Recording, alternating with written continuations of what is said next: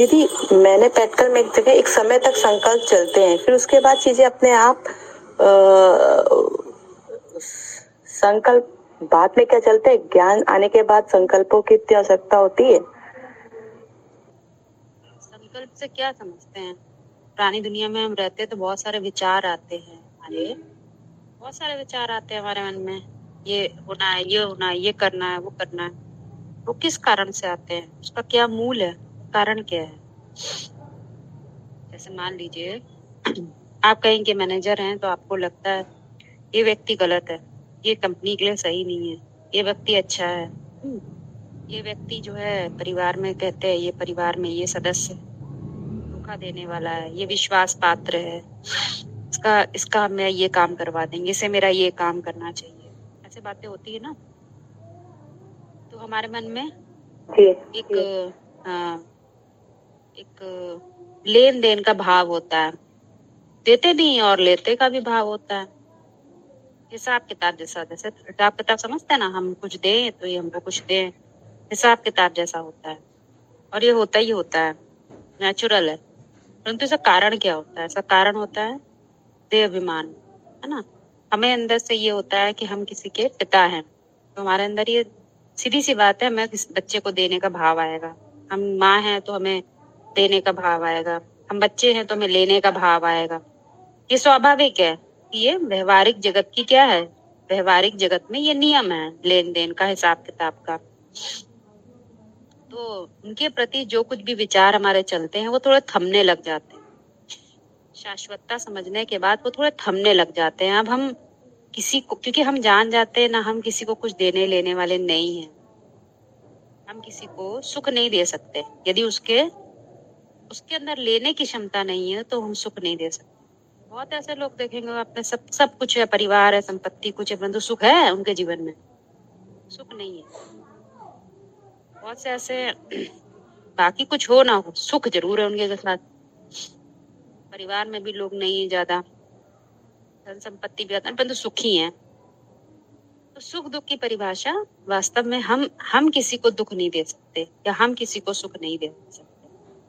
कभी कदार दुनिया में भी देख लीजिए, बड़े बड़े राजनीतिक हैं, वो आपस में क्या भाव रखते हैं एक दूसरे के प्रति कि हम इनको परेशान करें, हम पार्टी को खत्म कर दें।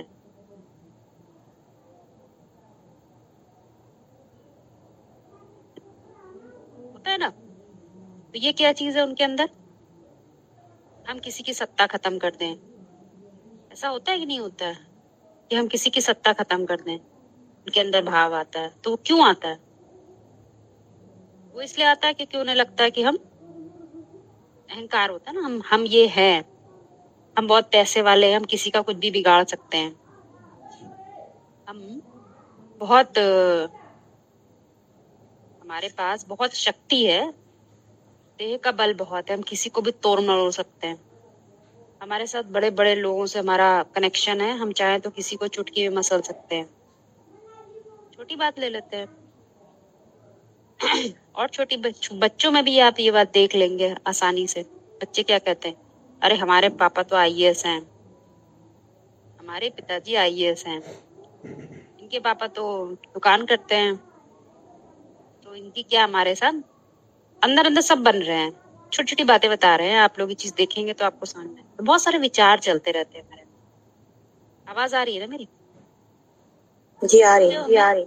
जो शाश्वतता का जब हमें पता चलता है तो विचार थमने लग जाते हैं, क्योंकि हमें बहुत सी बातों को हम रोकने लग जाते हैं जो कि अनावश्यक है, जिसके लिए महावाक्य बार बार समझाया भी जाता है, नेति नेति कर दो।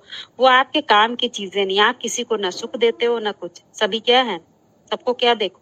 आत्मा देखो। इनकार कर दो, कोई नहीं, हम नहीं दे, हम देने वाले नहीं हैं किसी को भी। यदि हम देने वाले नहीं बनते तो लेने वाले भी बनना छोड़ देते हैं। जब हम किसी को दुख नहीं देते तो दुख लेते हैं, नहीं दे लेते। तो ऐसे जो हिसाब किताब की बात है वो धीमे धीमे कम होने लग जाती है।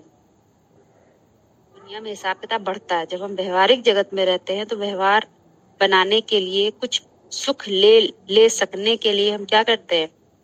हम व्यवहार बनाने के लिए उनसे हिसाब किताब बनाते हैं। हम देंगे तो हमें मिलेगा। लेकिन हमें इतना ज्ञान होने लग जाता है अपने बारे में जान, सेल्फ रियलाइजेशन कम से कम इतना हो जाए कि हम कोई संसारिक वस्तु नहीं है, हम किसी के हाथ की कठपुतली नहीं है कि कोई किस्मत ऊपर बना रहा है, हम उससे नाच रहे हैं। ये टूटता है जब भ्रम, तो हम बागडोर संभालते हैं, हमारी बुद्धि में सत्य की पकड़ आती है। अभी तक तो हमारा रथ कोई और चलाता था, अब हमारा जो है साथी कौन बनता है? परम सत्य, ईश्वर की सत्ता को जानने वाला, है ना। तो जब हम वो पकड़ लेते हैं, वो डोर पकड़ लेते हैं, तो फिर हमारी सोच बदलने लग जाती, विचार वो वाले कम घट जाते हैं, बहुत कम होने लग जाते हैं, क्योंकि हम सबको काटते जाते हैं। उसका कोई वो नहीं है, उसकी कोई वैल्यू ही नहीं है, उसकी कोई जरूरत।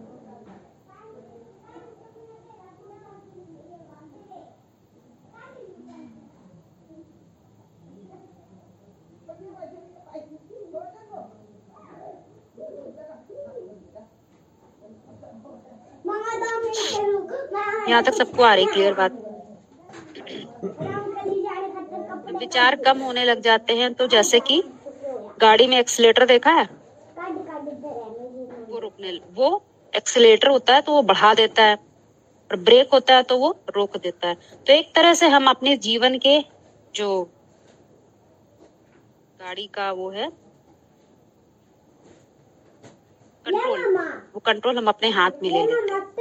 तो कंट्रोल हमारे हाथ से छोड़ते नहीं है, वो भी निरंतर, क्योंकि ज्ञान हमारे लिए केवल ज्ञान विषय नहीं है, उसके साथ क्या जुड़ा हुआ है?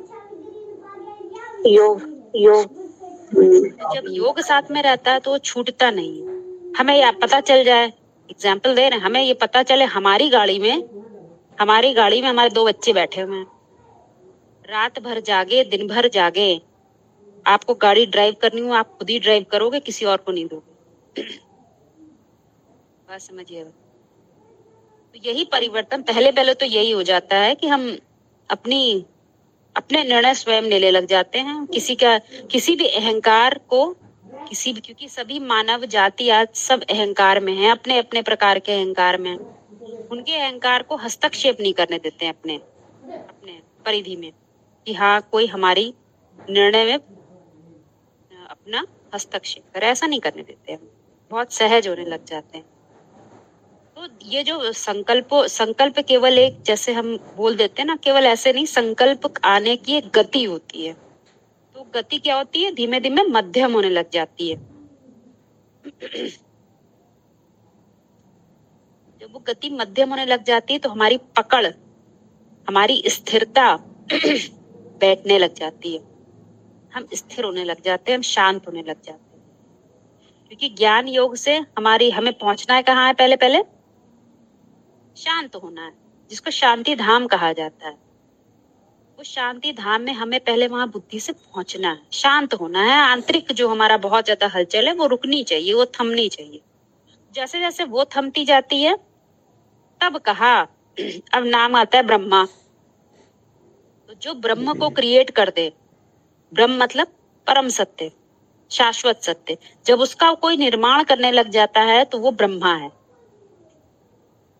समझिएगा। पहले ब्रह्म ही ब्रह्म है, फिर उसका निर्माण किया गया। और निर्माण कहाँ होता है? पहले कोई भी मशीन होती है बाहर बनती है कि आंतरिक रूप से तैयार होती है? पहले कोई भी मशीन बनती है आंतरिक रूप से तैयार होती है, उसका मैकेनिज्म, उसकी डेफिनेशन सब तैयार होती है, तो वो पहले बनने लग जाती है धीमे धीमे। जब जैसे वो बनती है तो हमारे अंदर असत्य समाप्त होने लग जाता है। असत समाप्त होता जाता है तो क्या इकट्ठा जाता है? मुख्य बात है, सत्य को इकट्ठा नहीं करा जा सकता, असत्य को समाप्त किया जा सकता है। समझिएगा, ये बात थोड़ी इंपॉर्टेंट है। असत्य को समाप्त किया जा सकता है, सत्य को इकट्ठा डायरेक्ट नहीं किया जा सकता। जैसे मान लीजिए आप जो खाते पीते हैं उसमें से क्या होता है? जो व्यर्थ होता है वो शरीर बाहर कर देता है, और जो बच जाता है वो आपका हड्डी, वीर, मांस, मज्जा सब बन जाता है। वैसा थोड़ी करते हैं कि आप उसमें से निकालते हैं। शारीरिक प्रक्रिया भी ऐसे हमारी आंतरिक प्रक्रिया भी है। असत को हमको क्या करना है? इनकार करते जाना है। ये गलत है, ये शाश्वत सत्य के अनुकूल नहीं है, ये रॉन्ग है, ये रॉन्ग है, ये रॉन्ग है। असत का हटाते चले जाएं तो क्या बचता चला जाता है? सत बचता चला। तो संकल्पों की ये क्या आने लग जाती है? कंट्रोल आने लगता है। जब कंट्रोल आने लगता है, शांति की तरफ पहुंचते हैं, तो क्या होता है? तो हमारे अंदर कौन सा ज्ञान है? अपना पुराना वही ज्ञान कि ब्रह्म ज्ञान? तब वो ब्रह्म ज्ञान, तब वो काम करेगा, तब वो काम करेगा, फिर आप नहीं काम। इसके लिए आज आप लोग को एक क्लास हमने भेजी है, 58 या 59 MP3 है, उसको सुनिएगा। शुरुआत में 15 मिनट। वही सत्य की सत्ता ही सब जगह काम करती है। हमें सिर्फ ये बात जान जाए ना, तो फिर कुछ रहेगा नहीं समझने के लिए। उसमें साफ साफ बोल दिया, वो शिव ही डायरेक्टर भी बनता है और वही फिर एक्टर भी बन जाए, हीरो एक्टर भी बन जाता है, मेन एक्टर भी बन जाता है। कैसे? वो बात बताइए उसको। क्योंकि हम तो बाहर से कुछ बने हैं, परंतु आंतरिक रूप में तो हमारी सिर्फ बुद्धि ही काम कर रही है। और वो बुद्धि हमारी होती है कि वो बुद्धि अपनी है? अपनी बुद्धि से हम नरक बना लेते हैं जब अपनी बुद्धि चलाते हैं, और जब उसकी बुद्धि से, उस सत्ता की बुद्धि से चलते हैं, तो क्या रहता है? सत्य की दुनिया बनी रहती है, सत्युग बना रहता है। बस वही है अहंकार है। इसीलिए हर उपनिषद में बात कह देते हैं कि आत्मा जो है, उसको सिर्फ अपना देहभान चढ़ता है। वो ना हो तो माया खत्म हो जाती है। ये एक कंसेप्ट की बात हम समझा रहे हैं, इसको आगे भी समझा देंगे। मुख्य बात जो ब्रह्मा की बात चल रही थी वो है, तो उस ज्ञान से ब्रह्मा मतलब रचयिता, रचना करना। तो रचना पहले बाहर करेंगे या पहले अंदर करेंगे? तो आंतरिक रचना की जो पूरी प्रक्रिया है, उसी को हम कह देते हैं परिवर्तन, महापरिवर्तन। इसीलिए उसको महावाक्य में जोड़ा गया है एक्सीडेंट से। कोई एक्सीडेंट हो जाता है तो उसमें पुरानी बातें भूल जाता है। पुरानी बातें में जैसे कि आपको किसी से दुश्मनी है, आपको बहुत खराब लगता है, तो फिर वो खराब ही नहीं हो, क्योंकि कोई अच्छा नहीं है। कोई अच्छा होगा तो कोई खराब लगेगा। कोई काला नहीं है तो कोई गोरा नहीं है आपके लिए। द्वैतवाद नहीं रहेगा। फिर तो द्वैतवाद खत्म होता, वो खत्म ही हो जाता। सत्य जानने से कोई द्वैतवाद क्या काम करेगा हमारे लिए? क्या कोई खराब कैसे? फिर यानी जरूर कोई अच्छा होना चाहिए। अच्छा बुरा कहाँ होता है? द्वैतवाद में। जब तक ये चलता है तब तक नई क्रिएशन नहीं हो सकती। सिर्फ ब्रह्म ज्ञान को जानना जरूरी है। उसी ज्ञान से नई दुनिया बनती है। पुराने ज्ञान से पुरानी दुनिया में ही अटक जाते हैं। वो एक कौन से होते हैं? अटक जाते हैं बीच में, ना इधर के ना उधर के, वो हो जाते हैं। और उसको जानने से हम जैसे कि सब कुछ जान लेते। सब कुछ जान लेते हैं तो क्या हो गया? अथॉरिटी आ जाती है। संकल्प वाली बात जो है वो मेन समझनी है कि संकल्प कैसे काम करता है। इस पे और थोड़ा आप लोग स्टडी करिए, क्योंकि जितना आप अपने अंदर ये देखेंगे प्रक्रिया को, तो आपको बात समझ में आएगी। ये सब कुछ एक दिन में नहीं होता है। यदि हमारे अंदर कोई भी बाहरी संकल्प चल रहा है, तो हमें उसको पहले जज करना चाहिए। जितने बड़े हम महारथी होकर उसको सोच रहे हैं हम ये कर लेंगे, तुम यानी कि अहंकार में कर्तापन हमारे अंदर आ रहा है। कर्तापन तो दुनिया में किसी का चलता ही नहीं ज्यादा दिन। जब जो चीज चलती ही नहीं है, विनाशी है, तो उसको क्यों लादे घूम रहे हो? तो गधाई हो गई। तो रजाई मिलेगी? वो नहीं मिलेगी। गधाई ढोते रहो, मर जाएंगे गधाई ढोते रहते, फिर गधाई प्राप्त हो जाएगी। बस समझिएगा।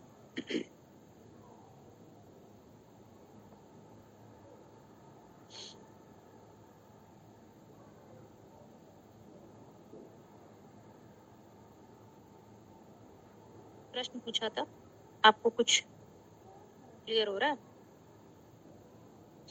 जी दीदी। हाँ, ब्रह्मा को कहीं कोई चीज को अलग नहीं करिए। अगर ब्रह्म से ही, ब्रह्म को रचने रचयिता ब्रह्मा है।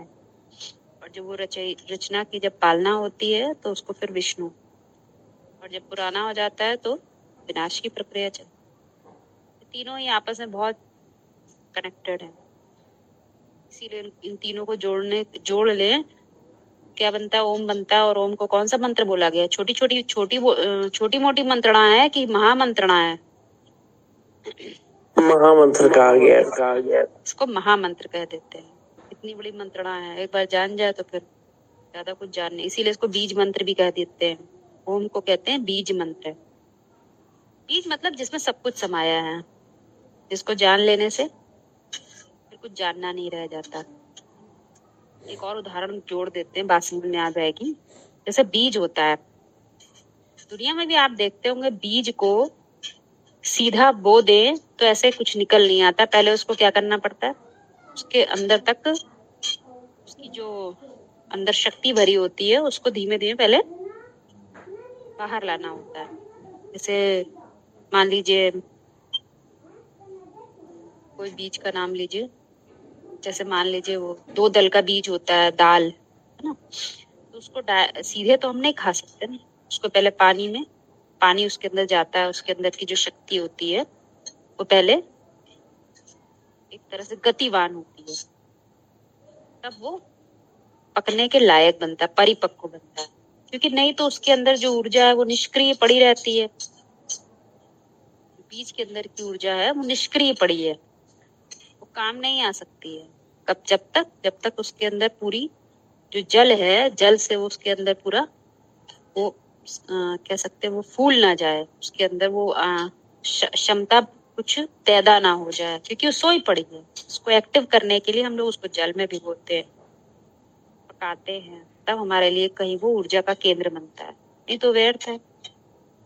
इसीलिए जो बीज होते हैं, जैसे बीज बाहर की दुनिया में बीज होते हैं, सीधे उनसे कुछ नहीं निकल आता, पहले उसको फुलोना पड़ता है, में पानी एब्जॉर्ब होता है, फिर उसको आपको अगर उसमें से कुछ निकालना है पौधा तो उसको मिट्टी में डालना पड़ेगा, तो वो अपनी सारी शक्ति मिट्टी में देता है, फिर उससे बाहर निकलता है फल, वृक्ष।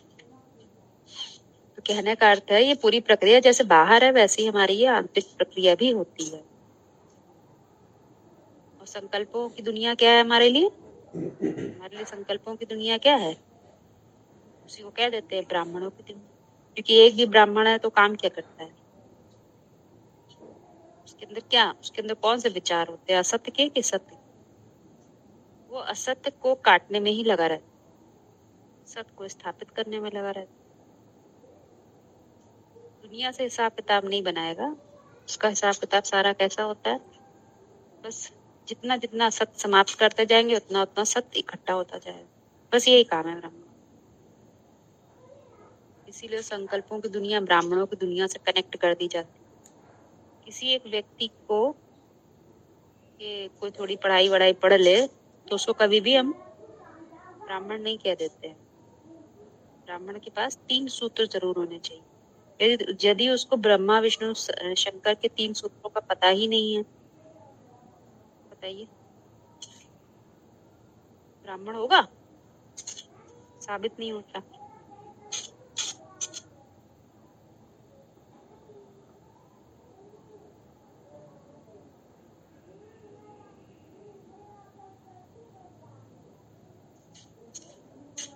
और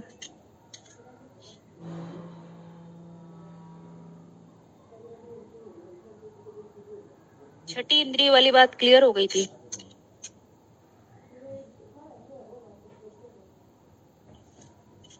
छठी इंद्रिय जो 11वीं इंद्रिय दिखाते हैं, शिवलिंग दिखाया है, वो क्या है? उसको वो 11वीं इंद्रिय है, प्रतीक है ऊर्जा का, स्रोत है प्रकाश का वो पुंज है। तो प्रकाश कोई अलग से नई चीज है, आपके अंदर जितनी आंतरिक चेतना आती है, आपके अंदर सत्य जितना उतरता है, वो उसी का प्रतीक है। इसीलिए शिवलिंग एक साइज के नहीं होते हैं, छोटे बड़े, जहाँ जैसा गांव गांव में भी शिवलिंग बने होते हैं। वो किसकी यादगार है? कोई एक मुख्य कोई ना कोई होता होगा जिसकी आंतरिक सोच ऐसी होती है, जिसको बीज रूप आत्मा कहते हैं। वो कैसे दर्शाया जाए तो उनको शिवलिंग कहते हैं। शिवलिंग को देखकर लोग कहते हैं भाई जल चढ़ाया करो। अब जल चढ़ाने के लिए उसी पे जल चढ़ाने लग गए, अपनी जो 11वीं इंद्रिय थी उस पे भूल गए जल चढ़ाना। ज्ञान जल को कहाँ चढ़ाना है, कहाँ तक पहुंचाना है?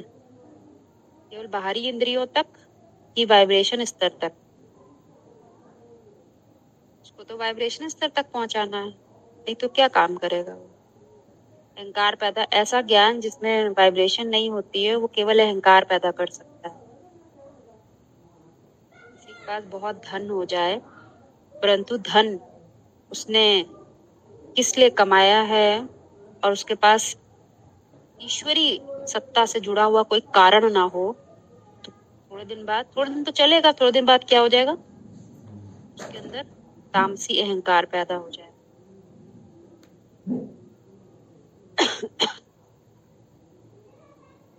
तो बात समझ में आ रही ना। और जब तामसी अहंकार पैदा होगा तो क्या होगा,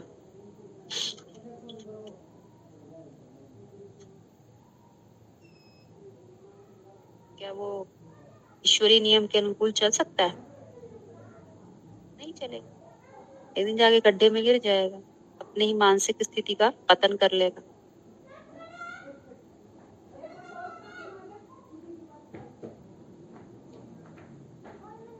शिवलिंग की बात क्लियर हो रही है ना? ये पूछना था जो मानसिकता अगर कमजोर होगी तभी क्या सिक्स्थ सेंस जागृत हो जाएगी? मानसिकता कमजोर नहीं होती है, कमजोर नहीं है, बस मानसिकता नीचे गिर जाती है। इसको इंफीरियोरिटी कॉम्प्लेक्स कहते हैं। हम दूसरे से अपने आप को कम आंकने लग जाते हैं क्योंकि हम अपनी सच्चाई नहीं जानते। सिर्फ इतनी सी बात होती है। एक होती है जो दुनिया में हिंसक पशु हो जाते हैं, और दुनिया में कहते हैं मनुष्य, परंतु मनुष्य होते हुए भी हिंसक पशुओं जैसे कार्य कर रहे हैं। वो कैसे हैं? वो गिरी हुई मेंटेलिटी है, लेकिन उनको पता ही नहीं होता।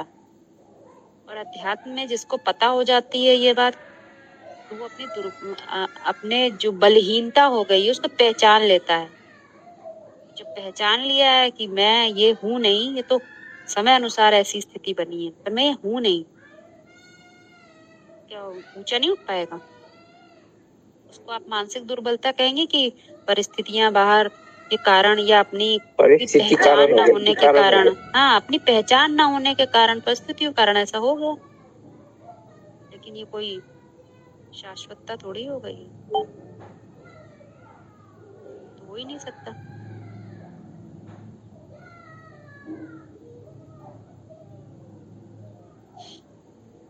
कि एक चीज और भी है, आजकल की जो दुनिया है ना, उसमें क्या है कि इतने ज्यादा जो लोग हैं, 100 में से समझ लिए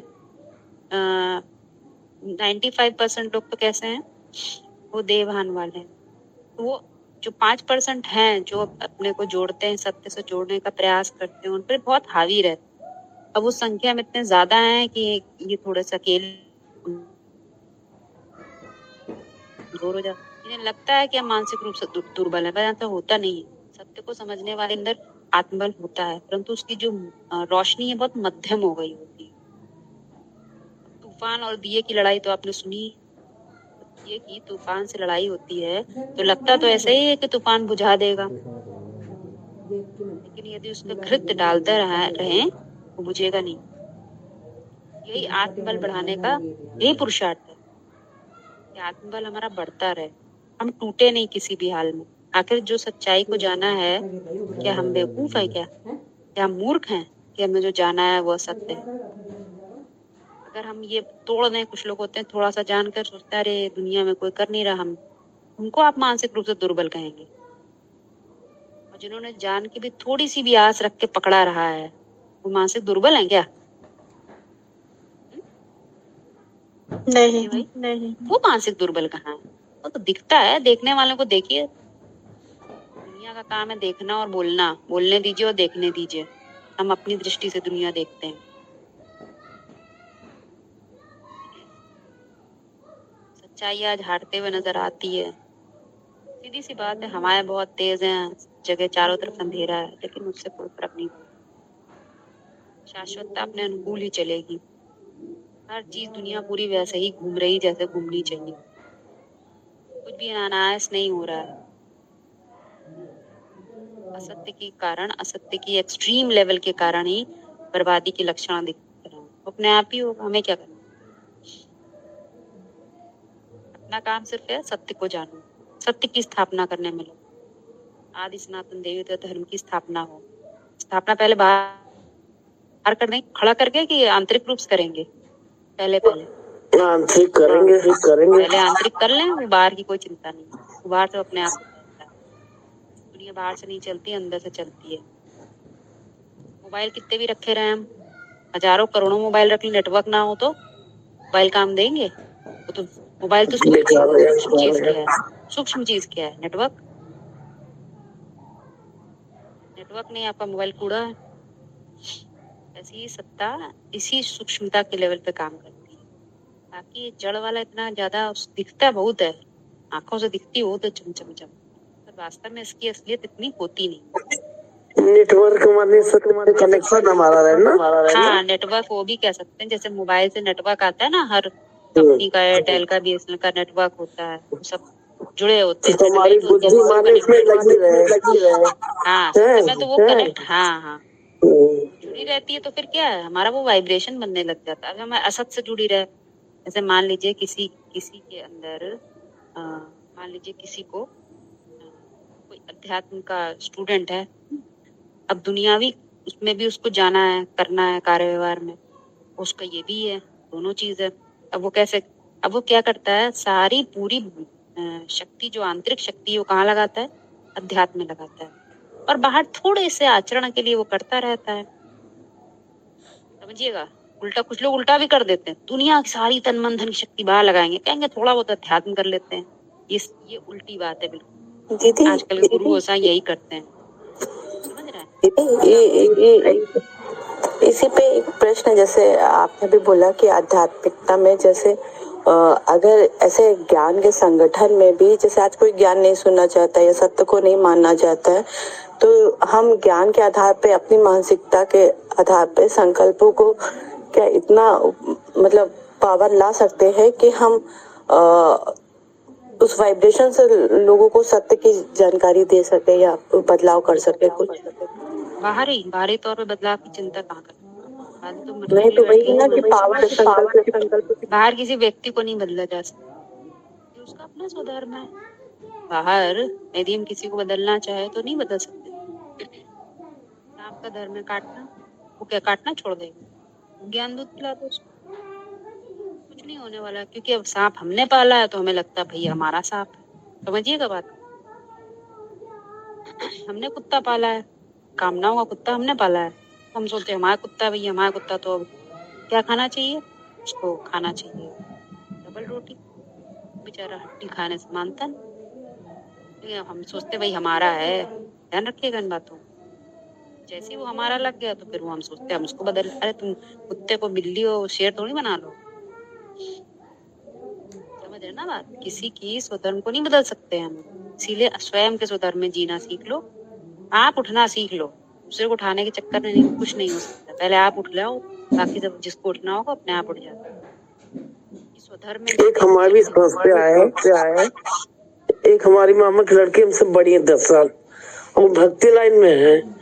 अब वो हमको मार भक्ति का लिख लिख भेजती है, तो हमने कहा थोड़ा हमारा आध्यात्मिक परिवार का नहीं, हमें नहीं चाहिए है। तो हमने फिर तो गुस्सा भी हो गई। फिर हमें लगता है ये इतनी बड़ी है, कहीं ये कुछ ना हो जाए, कुछ नहीं बोले।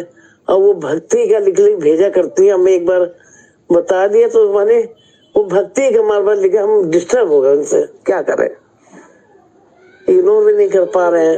नहीं तो उसमें परेशान होने की बात नहीं, अपना तो उनको ब्लॉक कर दें तो बीमार भी रहते लगता है। नहीं, किसी को ब्लॉक ना करिए, उनका दे दे वो बात है, उनके मैसेज डिलीट कर दीजिए, अननेसेसरी सब इकट्ठा ना करिए। इन सब चीजों से कोई फायदा नहीं है ना, हम लोग वो काम क्यों करें जिन सब से हम डिस्टर्ब हो जाएं, है ना। बड़ा होली के बेटा जी, ये सब परिवार कहाँ फंस गई। कोई बात नहीं, वही तो हम आपसे कह रहे हैं, उनके लिए नहीं मरना है जो ऑलरेडी, अब वो क्या नाम था, अर्जुन, किसके लिए मर रहा था पहले? उनके लिए मर रहा था जो खुद ही मरने के कगार पे खड़े हैं। गीता सुनने से उसको अंदर बदलाव आ गया, जो काल के गाल में जाना है उसके लिए उसने सोचना छोड़ दिया, तब कहीं जाके जीत पाई।